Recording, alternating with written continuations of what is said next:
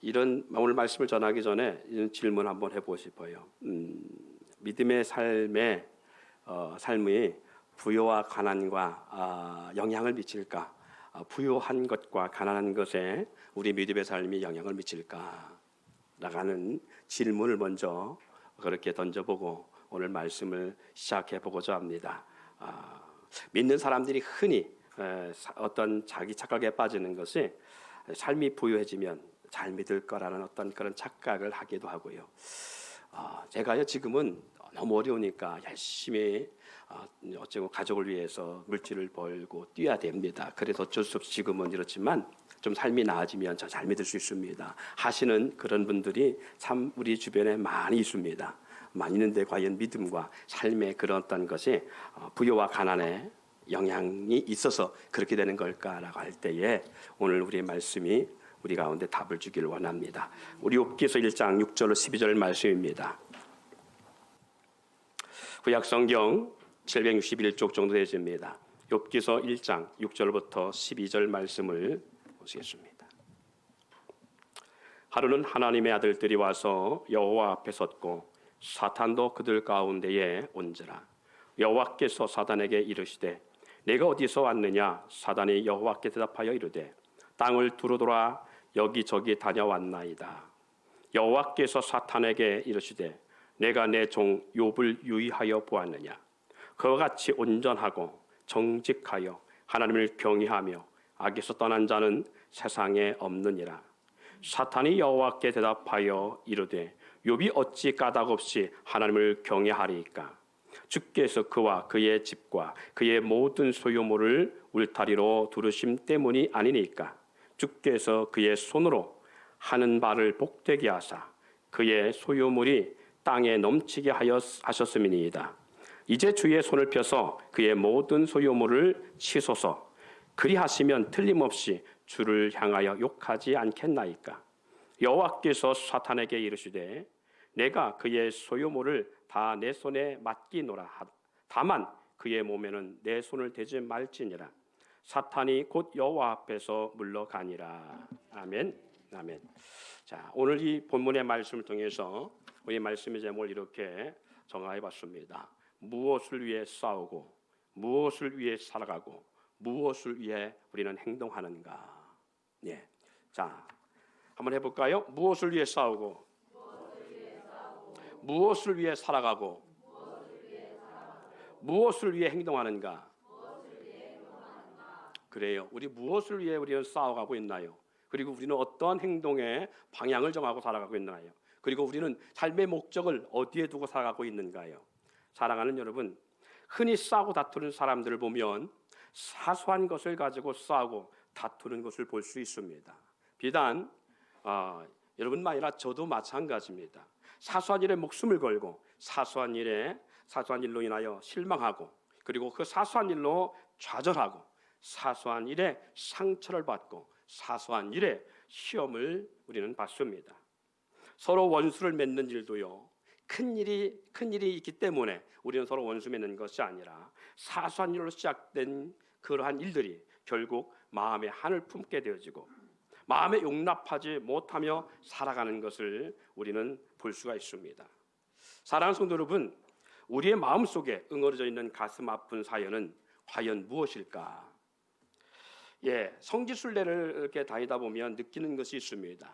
그 성지순례를 도시들을 과거 그 정말 성경에 나타났던 그런 도시들을 보면 참 아름답고 화려했던 도시였고요. 그 당시 때 그 도시가 어떻게 보면 세계 중심 같은 그러한 도시였음을 볼 수 있습니다. 그런데 그 화려했음에도 불구하고 그런 나라와 도시들이 지금은 아무것도 남지 않은 빈들에 불과할 수밖에 없는 걸 볼 수가 있어요. 수많은 사람들이 살아갔을 도시 그리고 그 성들이 지금은 폐허가 되어서 폐허가 된 잔상에 불과한 그러한 모습으로 사람이 살지 못하는 땅이 된 것을 우리는 많이 목격할 수 있습니다.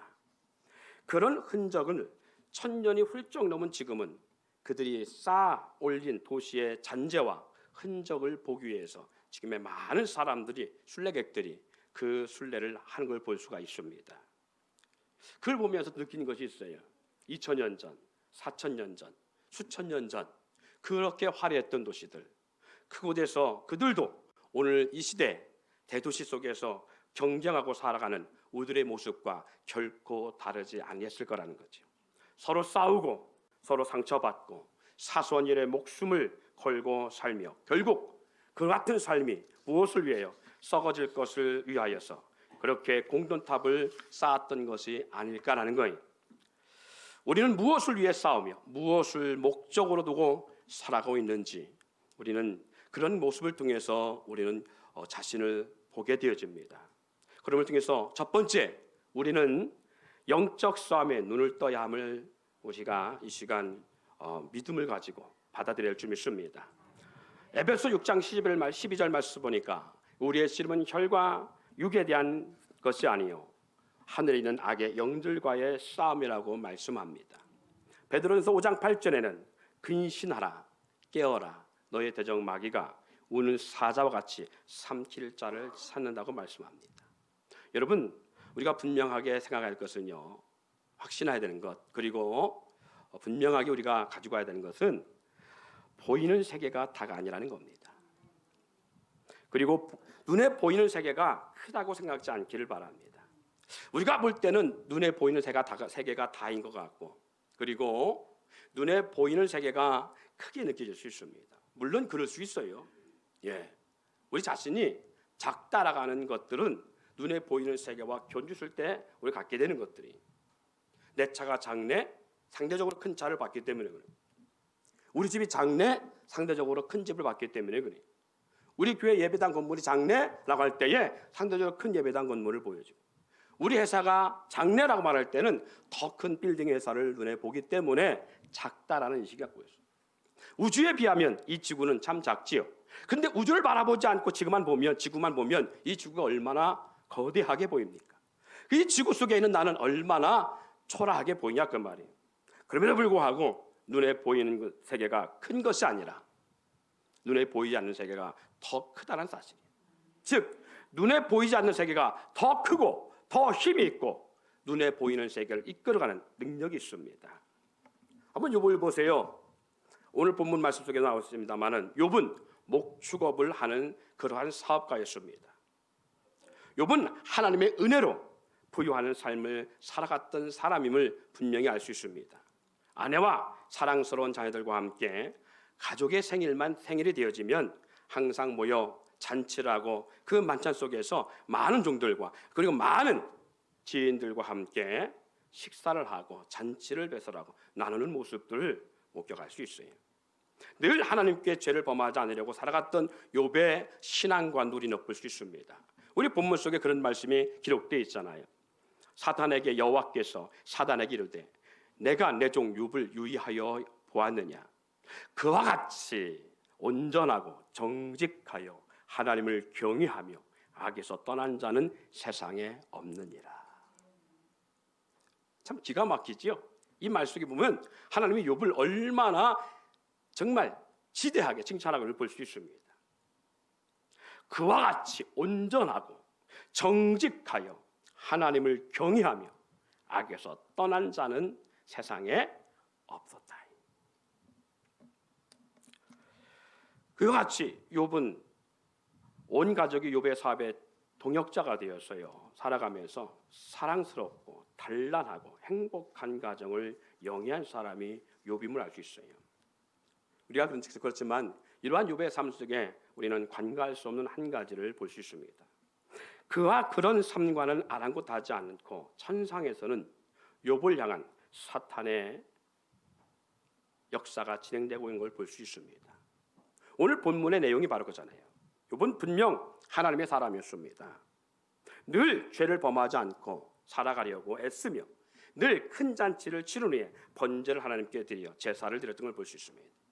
그리고 오늘 본문에 하나님도 욥을 인정한 것처럼 여호와 하나님을 경외하는 일에 그리고 정직한 일에 누구보다도 성실한 삶을 살았습니다. 당시로 말하면 세계적인 부호가 엄청난 사업가임에도 불구하고 많은 사람들과의 그 사업의 연관 속에서도 욥은 자기 사업을 불리기 위해서 정직을 폐해버리고 성실함을 폐해버리고 수단 방법을 가리지 않는 사업가로 살려고 했던 것이 아니라 정직한 사업가로 살려가려고 무단히 애를 쓴 걸 볼 수 있고요. 그리고 악에서 떠난 사람이라고 하나님이 인정할 만큼 욥은 세상의 악한 어떤 그런 모습을 가지고 살아가는 그런 사업가가 아니었다는 사실입니다. 그럼에도 불구하고 욥이 간과할 수 없는 건 천상의 일을 알지 못했다라는 거예요. 욥은요, 욥기를 보다 보면 욥이 우주에 대한 그러한 법칙도 알고 있어서 오늘날 말하면 천문학자와 같은 능력을 소유하고 있던 사람이 욥이었습니다. 그럼에도 욥이 모르고 있는 것이 있었어요. 그것이 뭐냐? 영적 세계라는 부분이에요. 영적 세계를 욥이 온전하게 간파하지 못했다는 사실입니다.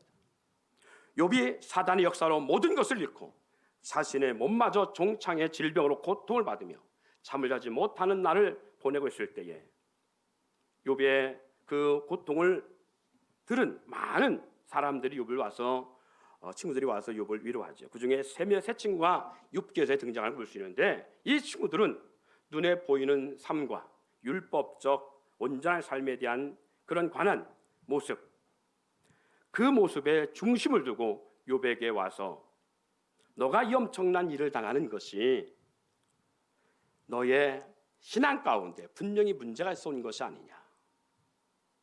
그리고 너의 삶 속에 하나님 관계 속에 분명히 뭔가 잘못된 삶이 있기 때문인 것이 아니냐라는 자기들의 논리와 자기들의 철학, 자기들의 학식을 가지고 욥과의 문제를 해결하려고 했던 걸 볼 수 있습니다.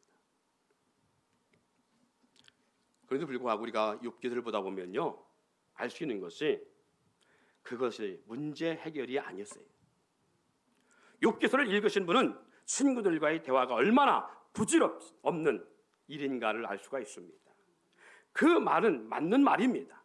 욥의 변명도 맞는 말이고 그 세 친구들이 욥을 향하여 하나님 앞에 범죄하지 않았다면 어찌 하나님이 너의 삶을 이렇게 엉망진창으로 만들어 놓을 수 있느냐, 내 인생에 어찌 이와 같은 고난을 당할 수 있느냐라고 말하며 욥을 향하여 묻고 또 책망하며 너의 신앙을 좀 돌아봐라, 나는 앞에 범죄한 일이 없다고 욥이 변명할 때에 욥을 향하여 교만하다 할 만큼 친구들은 어찌 범죄하지 않은 사람이 하나님이 이렇게 믿음의 사람을 이런 엉망으로 만들어 놓을 수 있느냐라고 하면서 그 세 친구들은 욥을 몰아간 걸 볼 수 있어요.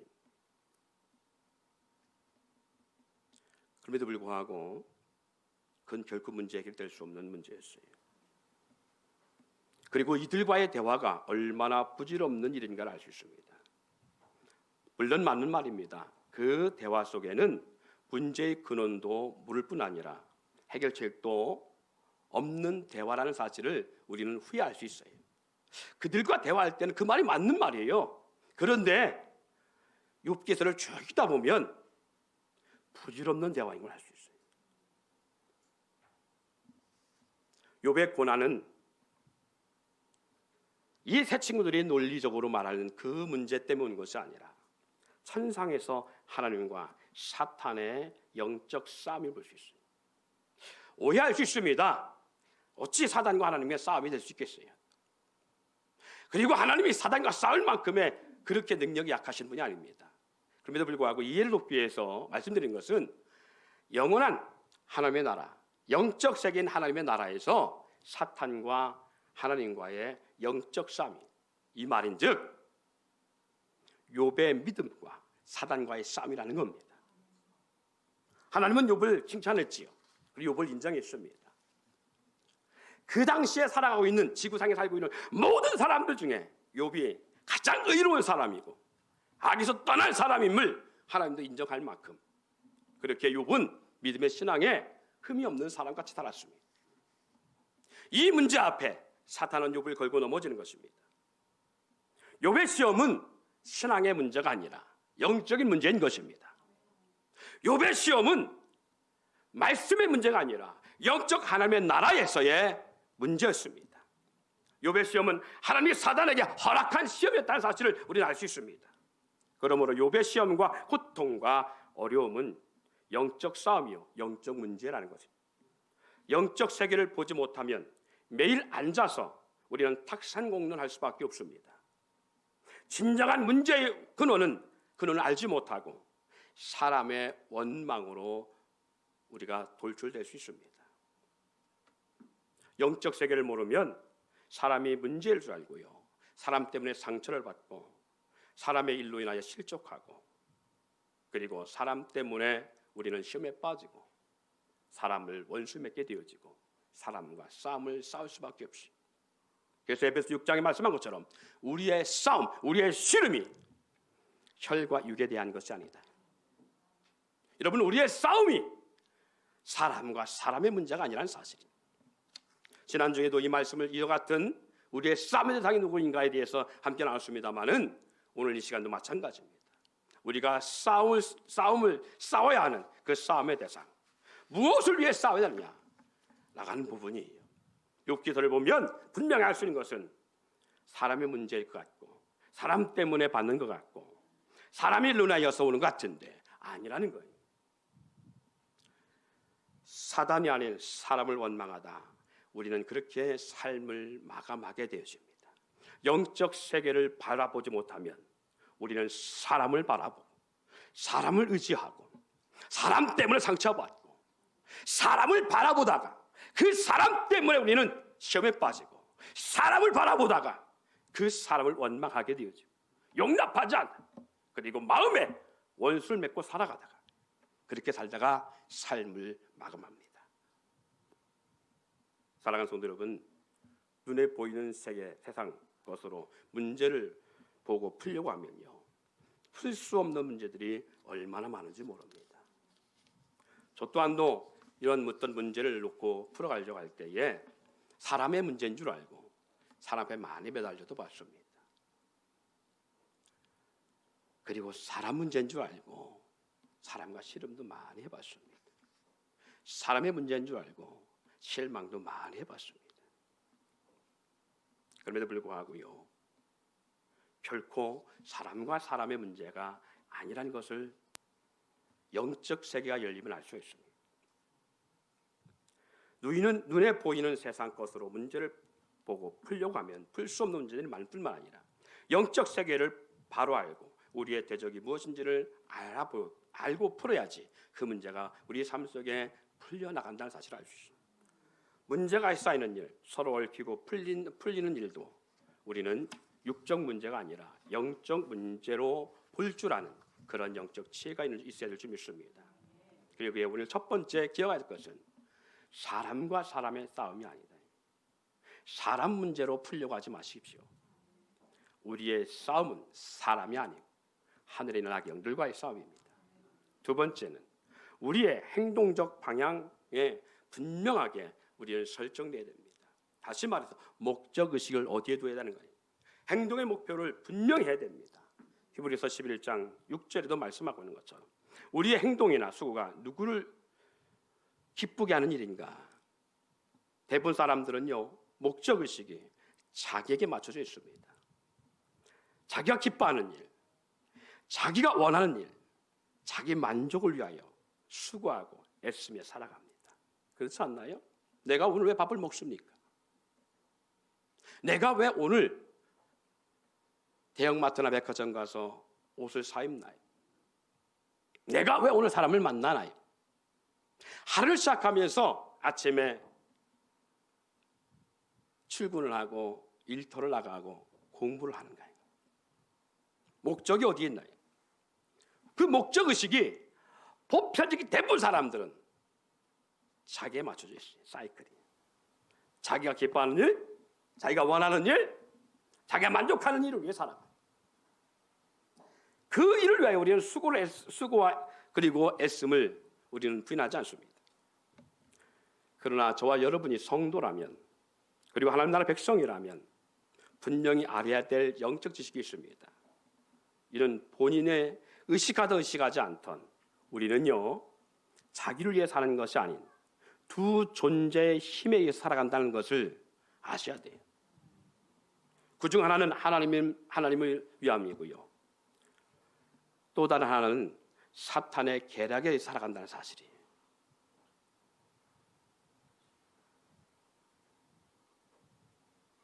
하루를 살아가면서요, 우리는 나를 위해 산다고 생각하지만 아닙니다. 결국 둘 중에 하나입니다. 하나님 위해 살아가든 사탄을 위해 살아가든 여러분은 어디를 위해 살아가요? 내가 밥을 먹음도, 내가 운동하고 살을 빼는 것도, 내가 좋은 옷을 사 입는 것도, 내가 돈을 벌어 나가는 것도, 사람을 만나는 것도, 공부하는 것도, 열심히 투자하는 것도, 운동을 하는 것도, 스트레스를 푸는 것도 우리는 나를 위한 가치만 아닙니다. 내가 원턴 원치 않던, 내가 의식하든 의식하지 않던, 내가 그에 대해서 골똘히 고민하든 고민하지 않던 우리는 하나님을 위해 살아가든지 사탄을 위해 살아가든지 둘 중에 하나예요.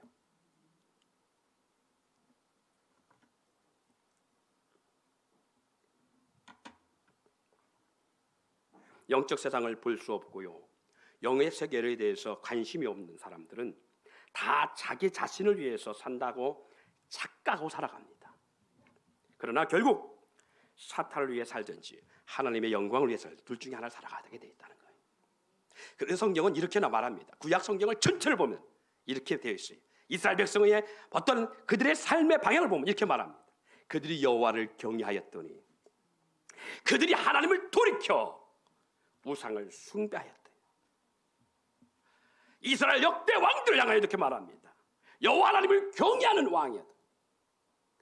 하나님을 돌이켰더니 신당과 우상과 어둠의 세계를 섬기는 자도로 바뀐 걸 볼 수 있어요.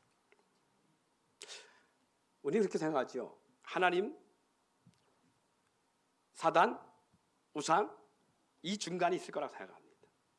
그래서 무신론자라는 단어를 씁니다. 무신론자. 아니요. 이 세상엔 무신론자가 한 명도 없습니다. 절을 안 한다고 해서 무신론자가 아니에요. 하나님을 섬기든지 사탄을 섬기든지 둘 중에 안 한다 그 말이에요. 사울은요, 자기 위치나 자기의 권위를 지키기 위해서 살았던 사람을 볼 수 있어요. 하나님이 사울을 이스라엘 초대 왕으로 세우셨어요. 그래서 이스라엘을 든든한 나라로, 하나님의 왕국으로 그를 쓰시려고 세우는데, 후에 다윗이라고 하는 충성된 신하를 만나요. 골리앗을 물리친 다윗이 이스라엘과 예루살렘에 엄청난 지대한 영향을 미치는 스타가 되어집니다.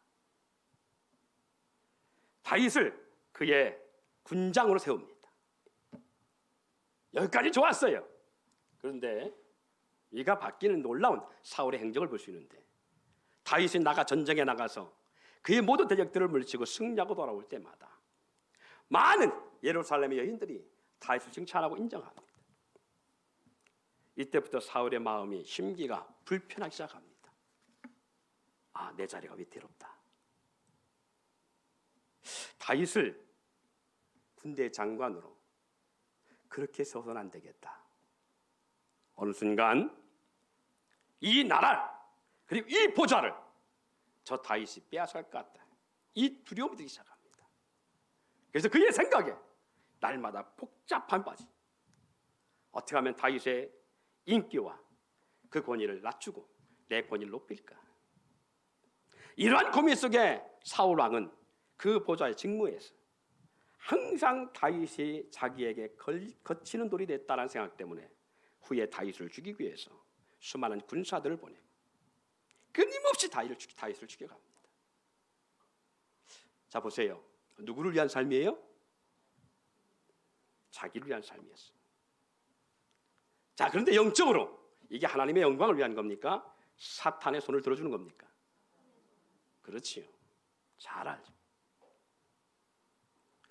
분명한 것은 사울의 인생 속에 여러분을 접목해보면 분명한 것은 자기가 살아난 귀함이요, 나를 위한 수고요, 나를 위한 투자요, 나를 위한 생애 삶의 목적이에요.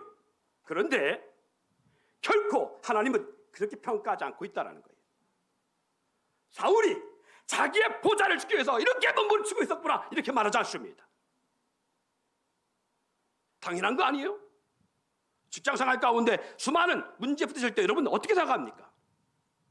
학교 다니면서 때로 친구들과의 관계가 좋을 때도 있습니다. 그런데 친구들 관계 좋지 않을 때도 있잖아요.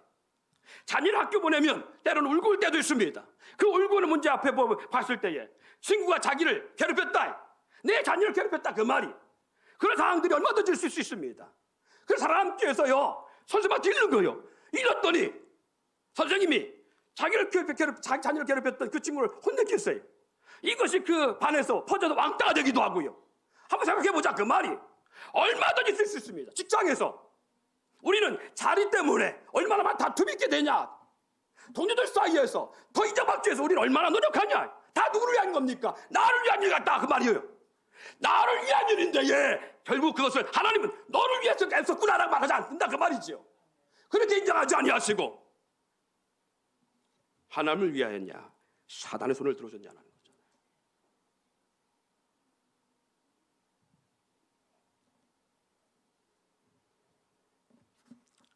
오히려 그 자기의 삶의 목적을 두고 살아갔던 이 사울의 행동은 자기의 권위와 자기의 어떤 것을 힘을 지키기 위한 삶을 위해서 다윗을 죽이려고 했던 것뿐인데 불구하고 오히려 하나님은 이 사울의 일을, 하나님의 일을 역행하고 방해하는 행위자로 하나님은 그렇게 말씀하고 있다는 사실이죠. 여러분, 압살롬은 안 그랬습니까? 다윗의 아들 압살롬이 다윗의 범죄와 다윗의 행위를 보고 많은 사람들이 다윗의 이와 같은 일에 대하여 분개하며 다윗의 반대편에서 나이가 많도록, 그리고 다윗의 그 권위, 그것을 강력하게 주장하는 이 문제 앞에 압살롬이 자기 편을 많은 사람들을 만들어 놓고 이스라엘 많은 사람들의 마음을 사서 다윗을 치고 다시 이스라엘을 회복하려고 하는 그런 모습이 있음을 볼 수 있어요. 우리가 성경으로 보니까 다윗이 바른 것 같고 압살롬이 잘못된 것 같지만 오늘날 한국판 정치를 보세요. 여러분의 가정 정치를 한번 보시라, 그 말이. 직장에서 나의 정치를 한번 생각해보자, 그 말이. 사람 관계 속에서 나는 안 그러냐, 그 말이. 잘못된 거예요. 그래서 다윗에게 상처받은 많은 사람들을 자기 수하에 모아놓고 자기의 마음 가치하여서 다윗을 치고 다시 이스라엘을 회복했다는 것이 압살롬의 생각입니다. 그리고 수많은 지혜자들이 이 압살롬과 함께하면서 이를 같이 도모했습니다.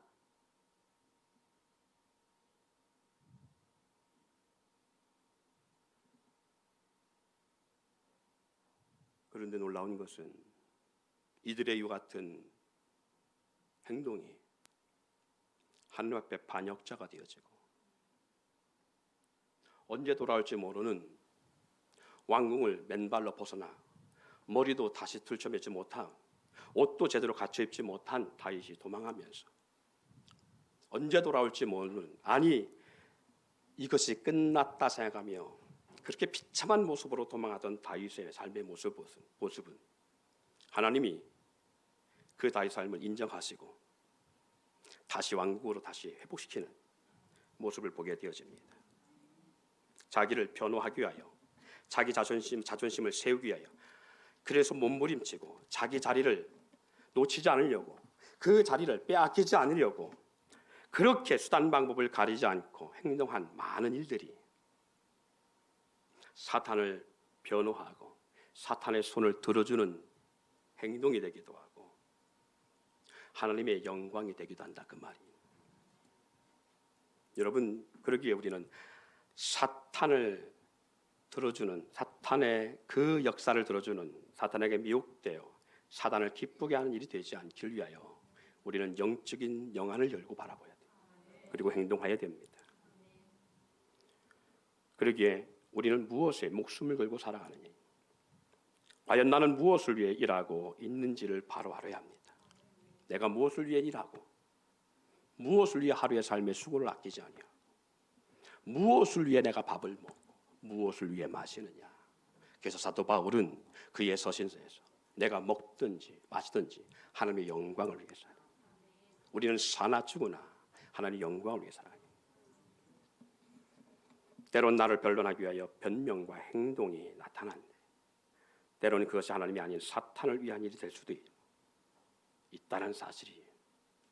저와 여러분은 하나님을 기쁘시게 하는 일에 서야 하고, 그리고 우리의 행동이 바로 그 하나님의 영광을 때는 위한 행동이 되어야 될 줄 믿습니다. 그게 뭐예요?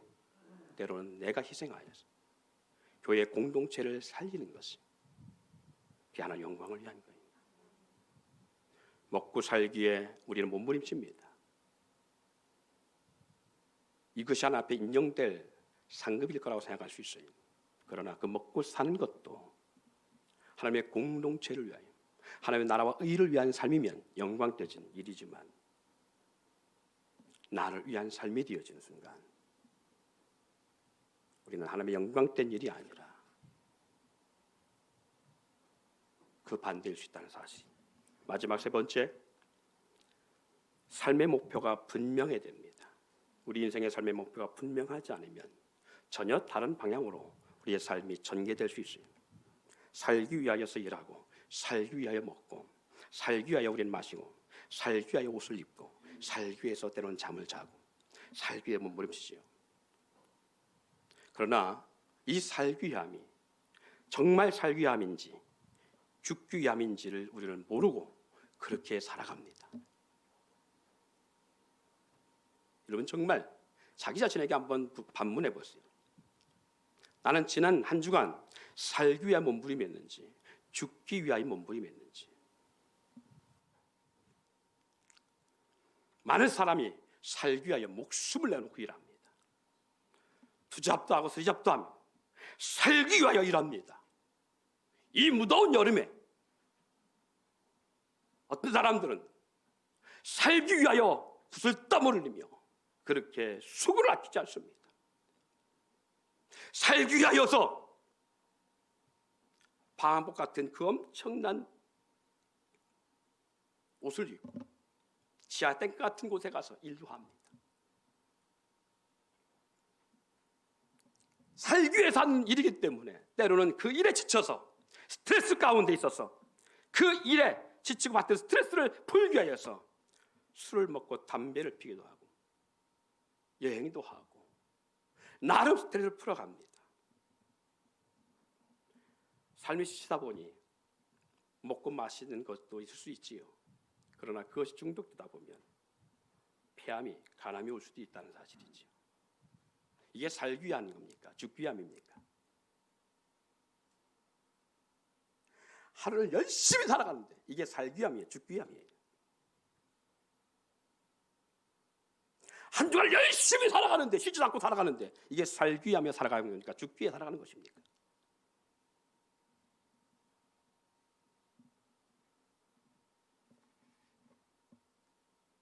이런 사람들은 살기 위해서 산다고 말합니다. 어떤 사람이든 죽기 위해 살아가는 사람은 없습니다. 살기 위해 살아가지요. 그러나 이 세상의 삶은 영원한 삶이 아닙니다. 영원한 내세를 위한 준비하는 시간에 불과하다는 사실이. 이 땅에 사는 삶은 내세를 위해 저축하는 시간에 불과합니다. 이 땅에 잘못 살면 영원한 세상에서 영광된 구원의 삶을 살아갈 수 없는 그러한 삶이 되어집니다. 만약에요, 태중의 아이가 엄마 뱃속에 10달 있는 동안에 그 뱃속의 삶이 다인 줄 알고 10달 동안 그 뱃속에서 함부로 살아간다면 과연 지혜로운 태아라고 말할 수 있을까요? 태중에서 그가 알고 있는 그 10달의 세상이 다인 줄 알고 그것만 위해 살아간다면 이 땅에 나와서 엄마 뱃속에 나와서 건강한 삶을 살기 위해서 그 뱃속에서 그렇게 준비하지 않는다면 그 태아는 지혜로운 태아가 아닙니다. 어리석고 미련한 태아일 수밖에 없는 것이죠. 태중의 것이 다인 줄 알고 자기 태반을 한 움큼 쥐고 나온다 할지라도 그 태아는 어리석은 아이일 수밖에 없습니다. 그것은 뱃속에서나 귀한 것이고 자기 뱃속에서나 자기의 생명을 보호하는 장치지 이 땅에 나와서는 쓸모없는 것에 불과합니다. 이 세상 것은요, 주님 나라에 아무 쓸데가 없는 그리고 가져갈 수 없는 것들이 너무나 많아요. 모든 것들이 다 그렇습니다. 우리는 영원한 세상에 세상을 이 땅에 사는 동안 준비하는 그 삶에 불과한 거예요. 주님의 나라는 영원한 곳입니다. 이 세상과는 전혀 다른 눈물도 없고 슬픔도 없고 아픔도 절망도 좌절도 어둠과 이별과 죽음이 없는 오직 기쁨과 희락, 만족과 충만함의 모습이 있는 그 영원한 나라. 그 나라를 위해서 이 땅에서 10달 뱃속에서 아이가 이 세상에 나와서 80년, 100년을 살기 위한 준비의 과정처럼 이 땅에서는 그 짧은 삶 시간 속 안에 영원한 세상을 준비하는 시간인들이 뱃속에서의 10달이 달아가는 이 무지함 가운데에 거기에 살다 끝날 수 그렇게 살면 안 된다 그 말이에요. 그러면 저와 여러분은 살기 위해서 준비하는 삶을 살아가느냐, 죽기 위해 준비하는 삶을 살아가느냐, 다른 말로 말하면 망하는 삶을 준비하고 살아가느냐, 흥하는 삶을 준비해 살아가느냐 하는 거예요. 그러기에 우리는 무엇을 먹든 마시든지 영원한 하나님의 나라를 위하여 준비하는 삶, 그거 먹고 마심이 돼야 된다.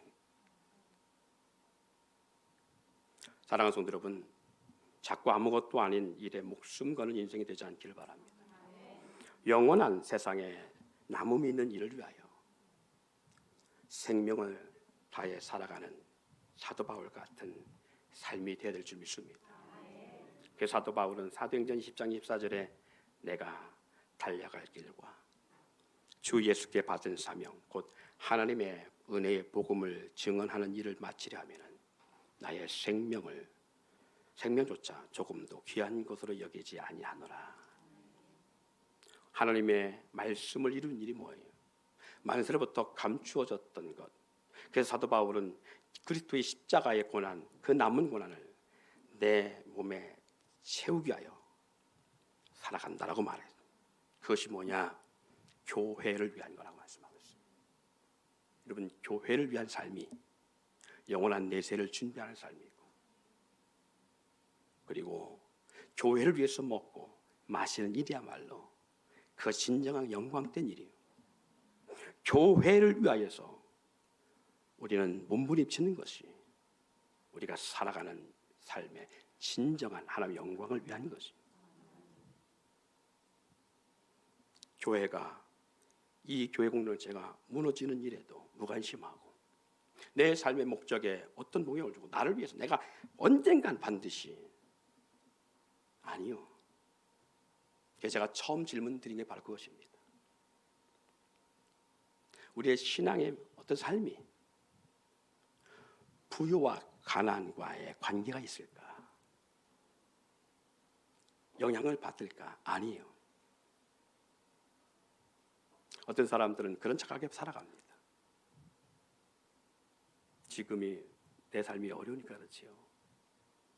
안정되면 전 잘할 수 있습니다. 지금 예배당과 너무 멀리 있어서요. 그래서 자주 못 오는 거예요.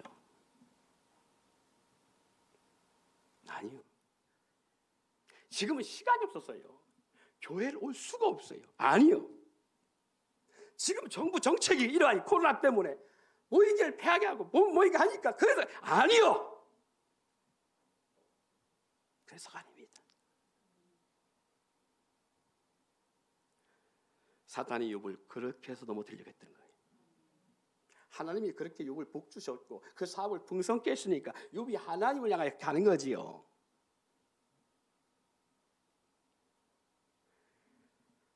왜 욥의 아내가 하나님 앞에 책망받는 저주받는 삶이 됐을까요?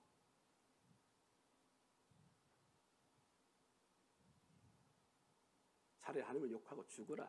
그 아내는 그랬습니다.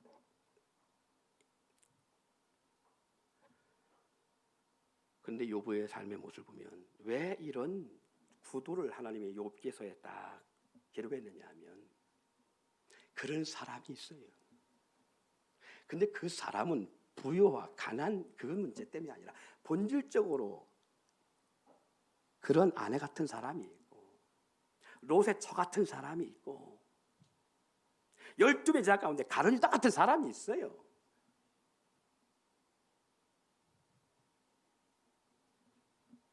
그럼에도 불구하고 환경과 상관없이 직장의 문제와 상관없이 사회 문제와 상관없이 돈의 문제와 상관없이 평안과 고난의 문제와 상관없이 여호와 하나님을 경외하는 사람이 있어요. 저는 오늘 이 말씀을 들은 저와 여러분들이 욥과 같은 영적 지혜자가 되어 영의 세계를 바로 알고 내 고난을 육의 문제로만 풀려고 하지 마시고 하나님 앞에 무릎 꿇고 영의 세계를 볼 줄 알게 해달라고 지혜를 구하며 이 고난이 내 믿음의 문제가 아니고 하나님 앞에 영적 사단의 문제, 사단과 나의 싸움이구나, 이걸 바로 아시길 바랍니다. 우리의 행동이 본질적인 행동이 되기를 소망합니다.